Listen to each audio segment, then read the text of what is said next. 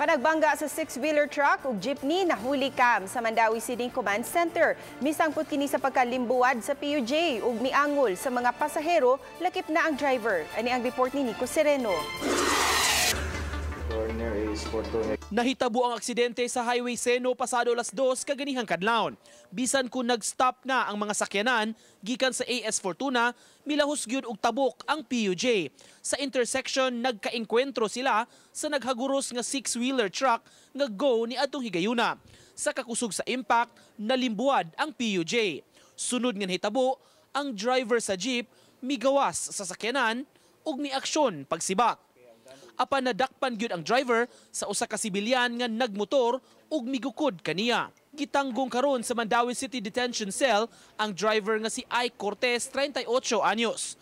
Pasabot niya, nakabantay siya nga stop na niya higayuna apan giingong mipalyar ang brake sa sakyanan. Pag doon na ko, stop. Pagyatak na ko, masiyo mong brake.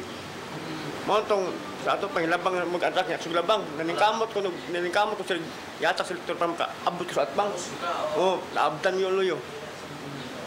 May gani wa pag munduot may matunga yun eh. Matud pa, wala siya plano nga musibat apan milihay lang aron dili mabukbukan.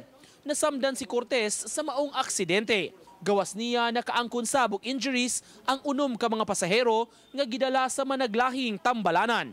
Nilihay lang ko sir kaya tumatahon niyo ko ba? Nilihay lang ko ya.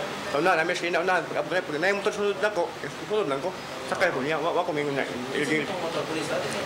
Magpulis to kay kusasan man ko. Reckless imprudence resulting in damage to property ug multiple physical injuries ang ipasaka batok sa driver nga si Cortez. Dili gyud piting diri kay stop gyud to. Nigog sa giya. Kita ginato sa kamera po diya. Man center.